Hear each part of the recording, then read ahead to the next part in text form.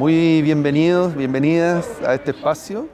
Mi nombre es Pablo Rojas, jefe del Departamento de Educación de la Subsecretaría de las Culturas y las Artes, y estoy aquí con el profesor Jaime Reyes, de la Facultad de Arquitectura y Diseño de la Pontificia Universidad Católica del Paraíso, para presentarles este cuaderno pedagógico, el número 12 de nuestra colección, denominado Habitar el Taller de Diseño, que es una producción conjunta con la Facultad de Arquitectura y Diseño de la Universidad Católica, en este marco de los 50 años también de la carrera de diseño en este espacio. Vamos a partir una conversación, esa es la idea. Vamos a hacernos preguntas con Jaime un poco, porque tiene que ver con las dos dimensiones que tiene este espacio, ¿no? este cuaderno, como todos los cuadernos que nosotros estamos haciendo. Es decir, una dimensión que tiene que ver con el contenido propiamente tal, el ámbito artístico con el que estamos trabajando, y luego su diálogo con el espacio educativo, particularmente el espacio educativo escolar, ¿no? Así que partimos, ¿vamos? Adelante. ¿Quieres saludar primero o...? No, darle la bienvenida a Pablo, que es un exalumno de esta escuela, así que es un gusto tenerlo aquí de vuelta con nosotros una vez más. Muchas gracias. Y además decir que estamos en Recreo, Viña del Mar, en la región de Valparaíso, y eso también es un acto muy importante para nuestro ministerio, justamente de descentralización y de trabajar con distintos equipos en distintas regiones. Bueno, vamos a lo primero, amigo Jaime. Lo primero que plantea de alguna manera el cuaderno, que es algo en general que hacemos cuando trabajamos los cuadernos pedagógicos, es ponerle contexto, ¿no? Y hay un contexto histórico, obviamente. Y acá hay una mirada que es muy interesante y que quería que tú nos ayudaras un poco a desarrollar, ¿no? Esta escuela tiene una fundación como sobre algo que ya estaba en desarrollo, ¿no? La Universidad Católica tenía una carrera de arquitectura y en un momento el antiguo rector, el rector de esa época, que era un sacerdote jesuita, ¿no? El padre Jorge González, que era un sacerdote bastante conservador, yo lo conocía, era un hombre de sotana, por ejemplo, una cosa bien especial, uno que diría que era un progresista, no era así, era un hombre de sotana negra, ¿no? Invita a Alberto Cruz, arquitecto, profesor en ese minuto de la Escuela de Arquitectura de la Católica de Santiago, a trabajar acá. Y Alberto, a su vez, congrega a otros colegas en ese minuto y también estudiantes, y se trasladan a Valparaíso y fundan de alguna manera lo que es el Instituto de Arquitectura, que después, ¿no es cierto?, no sé si se integra, se fusiona con lo que era la Escuela de Arquitectura, que en ese momento estaba funcionando bajo la dirección de Carlos Bresciani, sí, en ese momento. Sí. Entonces, cuéntanos un poquito de eso y de qué manera ese acto fundante hoy día ha marcado, ¿no es cierto?, todo este periodo de la escuela, y de alguna manera, ¿qué de eso es lo que a ustedes les interesa transmitir como parte un poco también del patrimonio artístico, arquitectónico y de diseño de este país, que está recogido en este texto, ¿no? ¿Cómo está eso presente? Mira, ahí es una larga historia, ¿no es cierto? Hoy día nosotros, este año, estamos celebrando los 70 años de la escuela, que es desde el año 52, cuando vienen estos profesores que tú mencionabas, ¿no es cierto? Alberto Cruz, Godofredo Yomi, después Claudio Girola, Fabio Cruz, José Vial, etcétera. Y ellos efectivamente cuando llegan proponen un nuevo modo de abordar la formación de los arquitectos y al tiempo después de los diseñadores también. Yo te diría que aparte de traer una serie de novedades que venían, por así decir, de las vanguardias artísticas de principios del siglo XX europeas, que no se conocían mucho en Chile en ese momento, traen una cosa que yo diría que es como la esencial y que hasta el día de hoy nosotros seguimos tratando de sostener, mantener, etc. Y es que los oficios pueden tener una relación con la poesía. Esa es la gran diferencia que tenemos hasta el día de hoy con otras escuelas de arquitectura o de diseño. Esa relación entre la poesía y los oficios propone un modo de abordar no solo la formación de los estudiantes o del estudiantado, sino que también un modo de abordar las obras mismas. Básicamente se trata de poder tener una aproximación siempre hacia algo nuevo. Que toda la creatividad esté en pos de una cosa que nosotros llamamos un desconocido. El desconocido en el fondo es poder crear algo nuevo. Y en ese sentido, poder preguntarse por todo lo que se ha hecho en arquitectura y en diseño, poder plantear un nuevo modo de abordar tal problemática, tal obra, ya sea un edificio, una mesa, una silla, lo que sea, tratando de ser en ese sentido muy original, ir en busca de este desconocido que todas las cosas lo tienen. Es en vez de copiar o de usar patrones o estructuras o sistemas que ya están, que ya existen, no es que haya que olvidarse de eso, hay que estudiar todo, pero tratar de proponer no sé si una solución, pero una nueva mirada. Entonces es este paso, por así decir, de la armonía, de lo conocido a lo desconocido. Yo te diría que ese es como la cuestión principal. Y el modo de trabajar eso es en taller. Y ese modo del taller significa que en realidad se trata de una autoformación. Los profesores, más que nada, guían, orientan, pero son los propios estudiantes, los propios alumnos y alumnas los que aportan con su peculiaridad, con lo propio. No hay un aprendizaje de algo formateado, sino que cada cual de los que participan en el taller tiene que hacer aparecer su modo original, propio, de abordar los proyectos. Diría que esas dos cosas son como, así a grandes rasgos, ¿no es cierto?, como lo fundamental de lo que nos trajeron estos profesores, que ya prácticamente todos ya han muerto, pero nosotros seguimos insistiendo en ese modo de abordar la formación de diseñadores y arquitectos. Y la gracia es que es aplicable a otros momentos de la formación escolar, pero ya vamos a llegar a ese Perfecto. punto. Hay que ser absolutamente moderno, Sí. ¿no? Muy bien. Suyo. Ahora sí, yo te quería preguntar para que estos cuadernos pedagógicos, ¿no es cierto?, porque ustedes proponen un trabajo interdisciplinar en los cuadernos a partir de distintas temáticas culturales. Este es el cuaderno número 12. O sea, han hecho ya varios con distintas disciplinas, ¿no es cierto? Y cómo estas disciplinas, algunas que no son artísticas necesariamente, trabajan con las artísticas. Entonces, ¿cómo? Aquí viene la pregunta, no sé lo que te dije al final, ¿no es cierto? Este interés del ministerio de poner a disposición de la enseñanza escolar este patrimonio artístico, estos saberes artísticos, y cómo o en qué este cuaderno vendría a contribuir a la escuela, a los colegios, a los chicos que están desde primero básico hasta cuarto medio. Y en ese sentido, ¿por qué el diseño? Exacto. ¿Cuál sería el aporte del diseño a eso? Mira, pongámosle un poquito de contexto primero, es decir, o me tomo en ese contexto que tú estás diciendo, ¿no? Esta es la versión 12, ¿no? El primer cuaderno de nuestro, curiosamente, fue un poquito sorpresivo, no fue necesariamente propuesto, ¿no?, como originalmente con nosotros, sino que vinieron a pedirnos de alguna manera eso, ¿no? Ya. Y es una pedida que empieza a tener ecos, ¿no? Y fue con los jaivas y la música latinoamericana, ¿no? Entonces había una idea de parte justamente del grupo Los Jaivas de hacer un trabajo más pedagógico, necesitaba ese vínculo, y nosotros también nos dábamos cuenta, porque teníamos antecedentes de estudio, qué sé yo, que el perfil de quien enseña arte, o que tiene a su cargo las horas de arte más bien, lo vamos a decir así, en Chile es muy débil.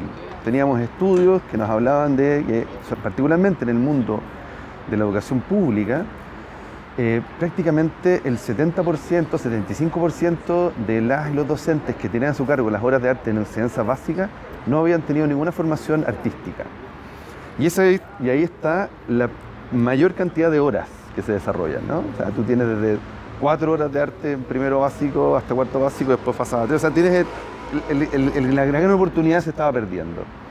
Y no existía, y no existe hasta el día de hoy, así como existe para otras asignaturas, un libro de ayuda, de apoyo al profesor, ¿no? Todo profesor que enseña lenguaje, matemáticas, ciencia tiene su libro, ¿no? Y eso está súper estructurado. Y se coordina con los objetivos del ministerio, con los propósitos del currículum, las unidades y todo. Entonces ahí parte esta discusión nuestra de cómo desde Cultura podíamos aportarle a ese grupo de docentes una mirada más amplia. Y además, no solamente una mirada, más cercana a lo que tenían que enseñar, pero además tratándose también de espacios interdisciplinarios o multidisciplinarios, como es principalmente la educación básica, nos parecía que dado el perfil, no era necesariamente un cuaderno que iba a ir dirigido a la profesora o al profesor de artes, sino que tenía que ir dirigido a un grupo de docentes.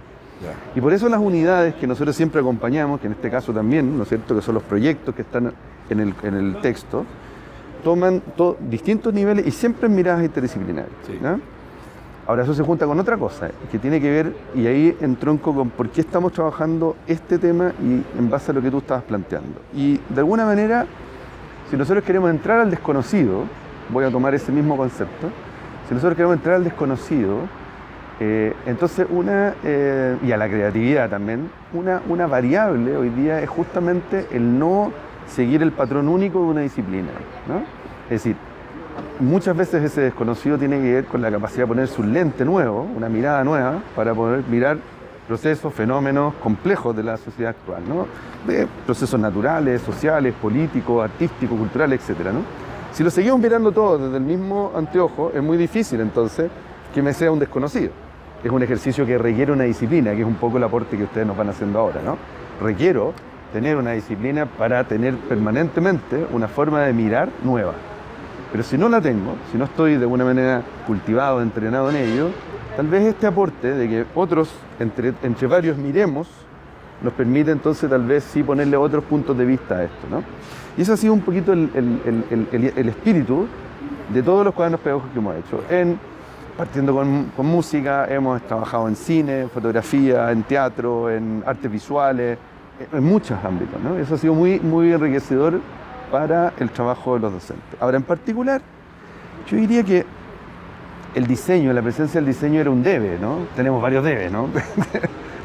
Son muchas las áreas artísticas y mucha la complejidad del currículum escolar. Pero este era un debe muy importante que tiene que ver con un momento también histórico de transformación del currículum escolar, que integra por primera vez y de manera como con cierta autonomía el área del diseño y de la arquitectura, sí. ¿No? Hasta el año pasado o antepasado, habían pequeñas unidades que tenían como unas vinculaciones con el mundo del diseño en las artes visuales. Sí. Pero hoy el currículum de tercero y cuarto medio ofrece una asignatura de arquitectura y diseño. Entonces también es una muy buena oportunidad para poder aportarle a un docente que seguramente va a ser el que viene del mundo de las artes visuales o plásticas o de las tecnologías. Entonces una mirada un poquitito más precisa de qué es y qué no es de este campo, ¿no? O sea, en el marco global. Eso diría yo que es como un primer elemento, pero también es una oportunidad para lo que a nosotros nos importa muchísimo, que es entender que las artes son formas de pensamiento y que ese modo de pensamiento tiene que estar en la formación de cualquier niño o cualquier niña, ¿no? O sea, si yo estoy integrando las ciencias, no es solamente porque quiero tener una cultura de la historia de la ciencia o entenderse esos procesos, sino que también quiero que los chicos desarrollen el pensamiento científico, ¿no? Que desarrollen, se acerquen a un pensamiento científico o un pensamiento histórico. Son distintos modos de abordar, ¿no es cierto?, las complejidades del mundo. Para nosotros, cuando abordamos estos cuadernos, lo que también queremos es invitar a desarrollar un pensamiento artístico creativo, ¿no? Entonces, ese elemento parte de primero básico o de educación parvularia, ¿no? En este caso nosotros estamos trabajando todavía más bien desde los primeros básicos en adelante. Entonces, el ejercicio que estamos haciendo en conjunto ahora es aportarle no solamente entonces al tercero y cuarto medio una unidad más precisa de lo que es el diseño, sino que también a los primeros años una mirada que siga abordando, que siga integrando en el desarrollo cognitivo de los niños, entonces un tipo de pensamiento que la escuela no lo ha desarrollado históricamente. Va por ahí, ¿no? Ese es un poco el... Con eso yo te quiero plantear una segunda pregunta, porque justamente tiene que ver con los modos de pensar, con los modos de abordar, ¿no? Que básicamente son, uno podría decir, metodologías acerca de algo, ¿no? Entonces, una de las cosas que rescatamos, que está muy valioso en este texto, es que ustedes, además de lo que tú comentabas al principio, que es esta herencia, de alguna manera, esta herencia de seguir ante este desconocido, con esta relación entre oficios y poesía, que esto sigue vigente no solo porque hay nostalgia, porque no es ese el motivo, aunque la nostalgia puede ser también muy valiosa positivamente, no por quedar incrustados o quedar anclados al pasado, siempre mirando un pasado, sino que justamente esto permite siempre mirar el espacio de lo nuevo, de lo posible, ¿no? De lo inaugural, por así decirlo. Entonces, esto tiene un método, aunque tú digas de alguna manera el taller, que es lo que rescata también esto, por eso se llama habitar el taller, ¿no? El taller es el espacio, hay una autoformación, el docente, ustedes profesionales, arquitectos, diseñadores, artistas, poetas, etcétera, de alguna manera en el término que hoy día se usa en la educación median los aprendizajes, ¿no? Pero esa mediación de aprendizaje también va desarrollando un modo, una metodología. Y el cuaderno, lo que me parece muy interesante es que le aporta esa mirada, ¿no? Y habla incluso de pasos, ¿no? De estructura. Sí. Hay una estructura de pensamiento, sí, que es la que ha desarrollado, acuñado y de alguna manera también identifica el modo de hacer de esta escuela en estos 70 años y los 50 años del diseño. Entonces, ¿qué de eso es lo que ustedes miran y dicen, queremos que esto se pueda transferir también, se pueda adelantar, uno podría pensar, también al pensamiento en el espacio escolar, sí, y que está recogido en este cuaderno? Mira, recogimos bien concretamente, a nosotros nos gusta decir que no es una metodología, pero eso es discutible, pero sí un modo, ¿ah? Que tiene lo que pusimos lo que está en el cuaderno, son 6 pasos o momentos del taller, de lo que nosotros hacemos en taller y que perfectamente puede ser traspasado a los chicos y chicas que tú estabas mencionando desde primero básico hasta cuarto medio. Son 6 momentos muy concretos, no los voy a explicar largamente cada uno, pero sí te los puedo mencionar. El primero es que tiene que haber un encargo, le llamamos nosotros. Sin encargo no hay posibilidad de hacer ninguna obra. El encargo puede ser un autoencargo, puede provenir del mundo privado, del mundo público, de la familia, es casi infinito, digamos, pero tiene que haber ese encargo, que a mí me están pidiendo, ¿no es cierto?, que haga algo. ¿Puede ser un autoencargo? Sí. Puedo yo mismo, ¿no es cierto?, generar eso que hay que hacer, pero se trata entonces de que existe una tarea primero, ¿no es cierto?, que llega, que te la piden, que viene, que aparece, ¿ya? Y que plantea cotas, ¿no es cierto? El encargo llega hasta aquí, llega hasta acá. Tiene un presupuesto, tiene un tiempo, tiene una cantidad de personas que pueden actuar. En ese sentido, no es infinito, bordes infinitos. El encargo lo que hace es que centra, concreta una cosa. Después, con los estudiantes, pasamos a un segundo paso, que es, nosotros le llamamos la observación. La observación existe en todas las disciplinas, tanto en las ciencias como en las humanidades, como en las artes, pero nosotros la hemos desarrollado en los últimos 70 años, ¿no es cierto?, con ciertas características. Significa que cada uno, ¿no es cierto?, sale a la ciudad principalmente a observar. Es un ejercicio de dibujo en el cual cada uno va a ir a ver, a mirar, a recoger ciertas cualidades o acontecimientos, cosas que están pasando en la ciudad que tengan que ver con el encargo. Si a mí me encargaron esto, ¿qué puedo yo encontrar en la ciudad? En el mundo rural también, da lo mismo. ¿Qué puedo yo ir a ver, a observar de esto que me pidieron, de este encargo, ¿no es cierto? Y voy a traer esas observaciones, ¿no es cierto?, al resto del taller. Y las vamos a compartir. Esto se hace a través de, como te digo, de un dibujo. Uno tiene una bitácora, pueden ser hojas sueltas, da lo mismo, se dibuja y se anota, se hace una pequeña anotación.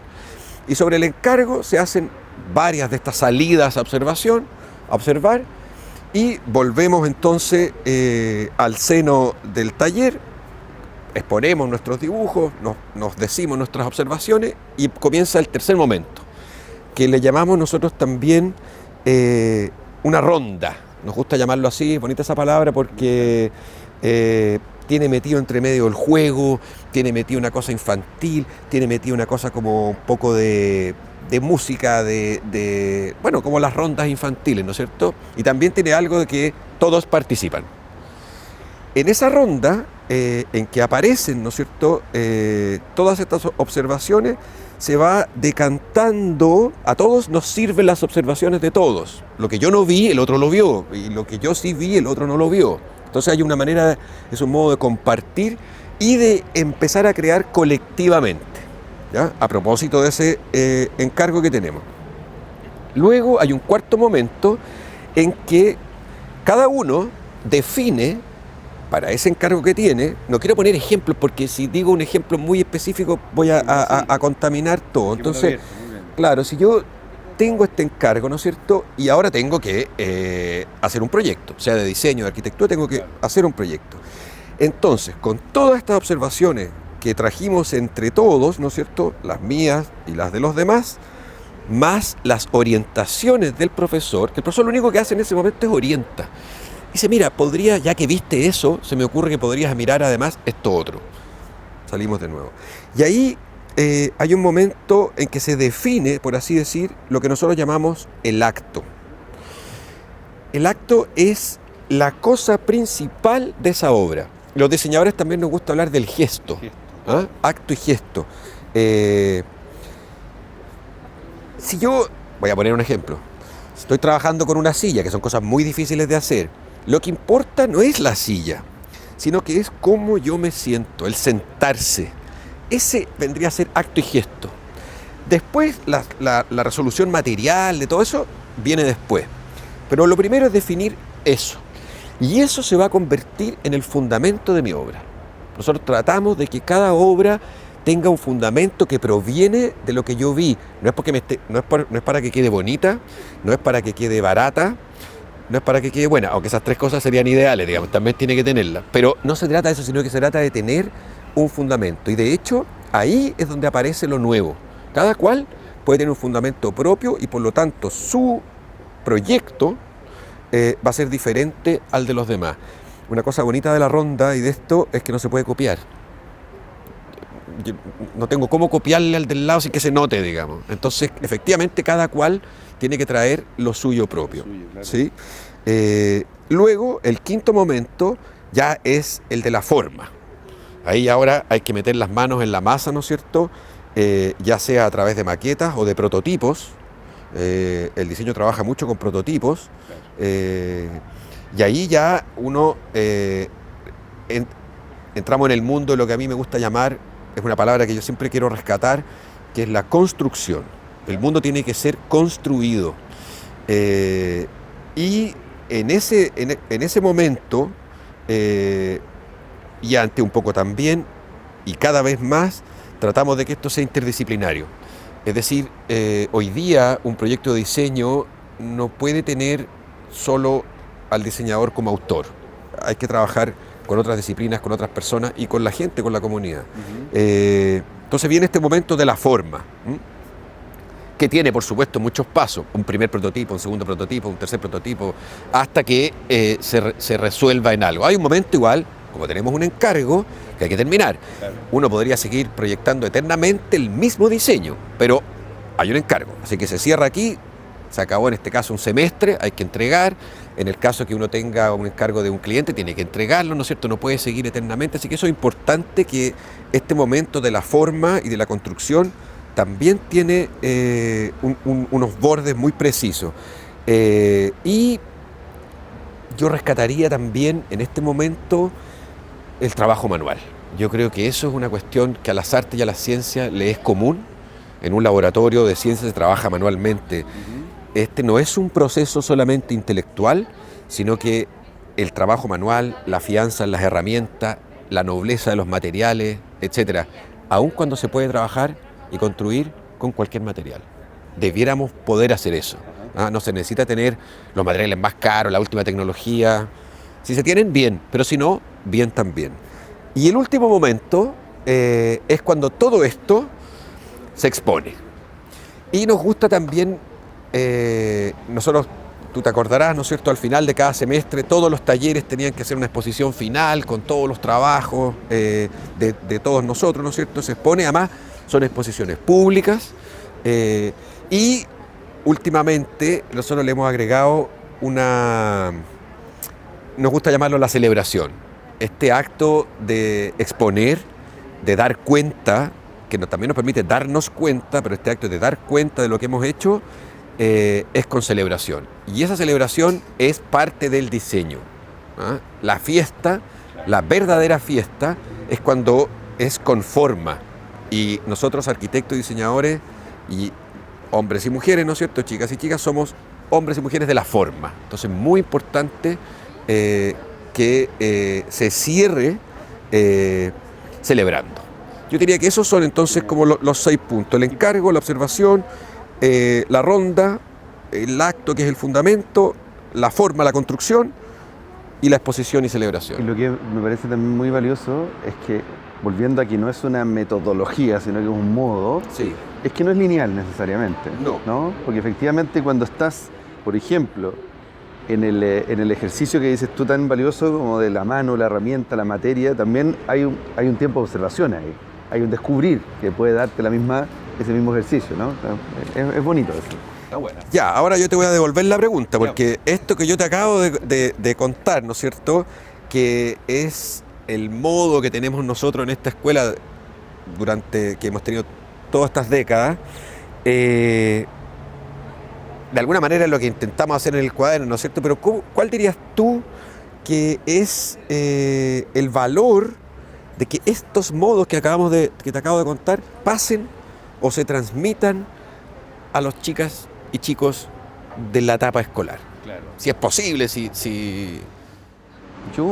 Yo creo que hay un montón de temas que están acá y yo creo que coinciden o van a coincidir también en el mundo docente, estudiante y sobre todo profes, ¿no?, de las escuelas, que los modos de enseñanza, los modos de aprendizaje han cambiado y tienen que seguir cambiando, ¿no? Y sobre todo post pandemia, ¿no? Tiene que ser muy, muy importante ese cambio, ¿no? Justo este cuaderno llega post pandemia. Mira, post pandemia soy optimista. Más bien en esta segunda o vuelta a la presencialidad, ¿no? Estoy diciendo un poquito. Pero en un momento en que hay que volver a mirar. Hay que volver a mirar muchas cosas en la educación, ¿no?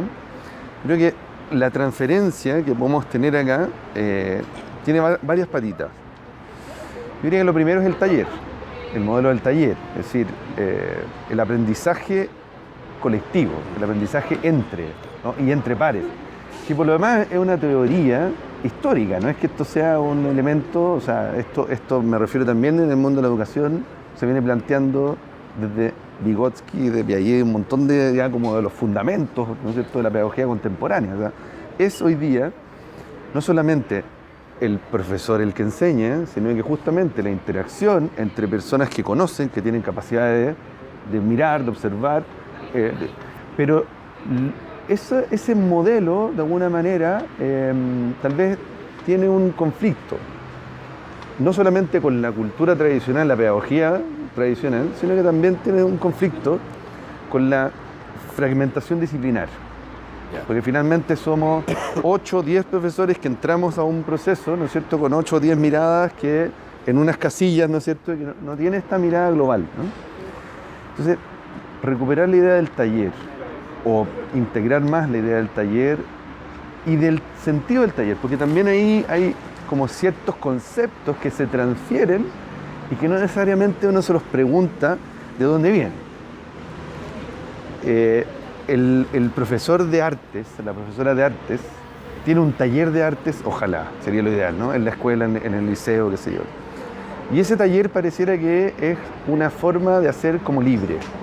O sea, es donde voy a manipular, a crear, qué sé yo, pero sin necesariamente este modelo que tú estás ofreciendo, ¿no? O sea, partiendo por el encargo, partiendo por la capacidad justamente de volver a mirar, remirar, poner otro punto de vista, otras posibilidades. Entonces, yo diría que el taller va a ser, me encantaría que fuera, digamos, un poco la transferencia más importante.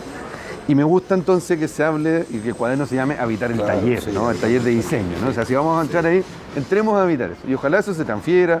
Y el laboratorio de ciencia, ¿no es cierto?, que también uno como anhela que esté en todas partes, sea también un espacio experimental, pero no personal, sino que el colectivo es muy relevante acá.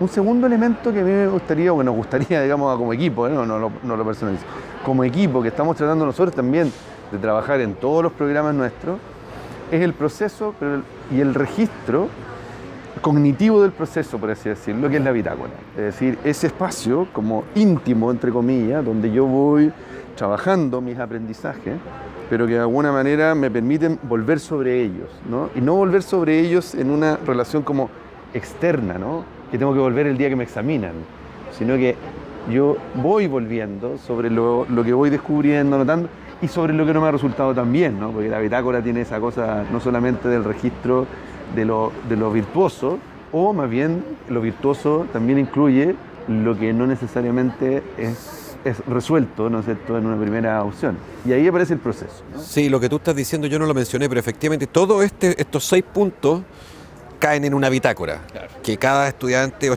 cada uno de los chicos y chicas mantiene y que además se convierte en una cosa que es para el resto de la vida. Claro. Y lo último, diría yo, que también es que, y con eso voy a conectar con otra pregunta que te quiero hacer, es que hoy la educación requiere detenerse más en los procesos. Y nosotros, desde el espacio artístico, estamos muy, de alguna manera, en esa línea, ¿no? El resultado está muy bien, tiene que haber resultado, tiene que haber producto, tiene que haber una construcción, tiene que haber una apuesta, un mostrar, ¿no es cierto? Todas las teorías hoy día, ¿no es cierto?, de educación artística no desconocen ese elemento, porque eso tiene que ver con procesos también personales, procesos, la lógica de lo íntimo y lo público tiene que estar, ¿no?, en el proceso formativo de cualquier niño o niña, ¿no?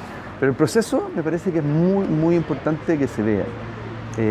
Y ese es un elemento que el riesgo que tiene muchas veces cuando las artes no son bien tratadas en la escuela es el perjudicado es del proceso. Lo que nosotros queremos llegar luego es al producto. Como no tengo este proceso, el producto, para poder llegar luego al producto, se lo entrego dado. Y ahí viene la copia, y ahí viene el modelo, y ahí viene un error, ¿no es cierto?, como metodológico y de comprensión de lo que significan los espacios artísticos y el valor que tiene en la escuela, ¿no? Entonces, no quisiéramos con eso caer en el absurdo, ¿no es cierto?, de que estamos incorporando metodologías propias del arte o de los espacios artísticos para que finalmente los ocupemos de una manera no artística, de una manera justamente no procesual. Que es el clásico modelo que finalmente yo necesito, ¿no es cierto?, que usted me haga esto, ¿no? Que ya lo tengo resuelto, ¿no? Y no que resolvamos, ¿no es cierto?, la problemática que nos puede llevar a esto o a otra forma de resolver lo que está acá, que es lo que decías tú, ¿no? Eso diría que es como lo principal que nos gustaría que se generara. O sea, creemos que si es que el diseño está entrando al currículum y a la escuela, que entre no sobre los como imaginarios diversos que hay hoy día sobre aquello, ¿no?, sino que entre justamente con lo que está pensando históricamente y hoy día el diseño. Voy a ir a mi última pregunta, a propósito de eso, porque 50 años de una escuela de arquitectura o de una carrera de diseño en una escuela de arquitectura no son menores, es una historia muy, muy, muy importante, que también acompaña y provoca de alguna manera también una transformación, una evolución del propio diseño, ¿no? Es decir, yo recuerdo que las concepciones de diseño de un tiempo estaban acá, es decir, acá el objeto, ¿no es cierto? Aquí, tal vez la gráfica, la editorial. Aquí, esto no es muy, pero bueno, digamos que, y a lo mejor las tecnologías, pero siempre como ahí, ¿no? El anteojo, todo lo que está, todo lo que nos rodea, viene del diseño. Sin embargo, hoy día, el diseño es mucho más que eso, ¿no? Y ya aparece diseño de servicio, diseño de interacción, distintas como extensiones o posibilidades, no sé cómo llamarlo, en este caso, que a lo mejor tú me podrías ayudar a llamarlo, que de alguna manera dicen que el diseño hoy día no es solo lo que se entendía inicialmente, y por lo tanto también invitar en eso a los equipos docentes a no seguir en esa dinámica, digamos, de diséñeme un afiche, que eso está resuelto, entonces diséñeme, ¿no es cierto?, un objeto, un posavasos, diséñeme como esos elementos, ¿no? Y ahí creo que uno de los aportes que a mí me parece fantástico también de este cuaderno es, por ejemplo, lo que se llaman las partituras de interacción. Claro, sí, ¿no? sí, Entonces, vamos a decir que nos puedes contar un poquitito de qué se trata eso y un poco la evolución del diseño también, ¿no? Sí, como en todo el mundo, ¿no es cierto? Y el momento en particular en Chile cuando nacen las carreras de diseño acá en la escuela, principios de los años 70, al principio muy ligado a una incipiente industria, tanto como dijiste tú en el mundo editorial, como en el mundo del diseño de los productos, y entonces tuvimos la carrera de diseño gráfico y la carrera de diseño industrial, que acá lo llamábamos diseño de objetos, muy integrados de hecho con la arquitectura. Un segundo momento nos separamos un poco más de la arquitectura, siguió existiendo el diseño gráfico y el diseño de objetos, pero hoy día nosotros tenemos un currículum nuevo, que estamos de hecho este año y el año pasado ya son como los primeros años en que se está implementando. Y volvimos a reunir al diseño, ¿ah? De hecho, los talleres tienen profesores de distintas áreas metidos en el mismo taller, y son talleres verticales. Y tenemos, al final de los estudios, uno puede elegir una mención, que puede ser industrial, puede ser gráfica, pero tenemos también la que mencionaste tú, que es interacción. Ahora, hemos venido desarrollando a nivel latinoamericano, esto no es una cosa que estemos haciendo solo acá, estas partituras de interacción. ¿Y qué son? Son un método, sí, es un método para describir y proyectar las interacciones entre las personas, entre sí, y además entre las personas y los sistemas tecnológicos, o los sistemas, si tú quieres. La gracia es que estas partituras de interacción pueden usarse en distintos ámbitos, no son solamente para diseñar. Podrían ser, por ejemplo, para planificar proyectos en el sistema educativo, porque es una forma de interactuar con sistemas. Es bastante amplio, pero tiene herramientas muy pragmáticas, muy prácticas que están aquí en el libro. Entonces, es una relación, llamémoslo así, es un diálogo entre las personas y los sistemas. Da lo mismo si es entre las personas, que además van a dialogar con un sistema tecnológico, por ejemplo, tú mencionabas o el que sea, ¿no es cierto? En este caso, muy ligado, ¿no es cierto?, a lo que hoy día las nuevas tecnologías nos están trayendo, que es todo el mundo de nuestras pantallas, de nuestros teléfonos, computadores. Va a venir ahora la red de 5G, todo se va a conectar. ¿Cómo dialogan las personas con esos sistemas? Ese proceso. Ahora, tiene otra característica, que es en el tiempo, es dinámico. ¿Qué quiere decir? Que sea dinámico, que no es estático, que es abierto, y esto es lo más importante, que es abierto y no es una estructura cerrada.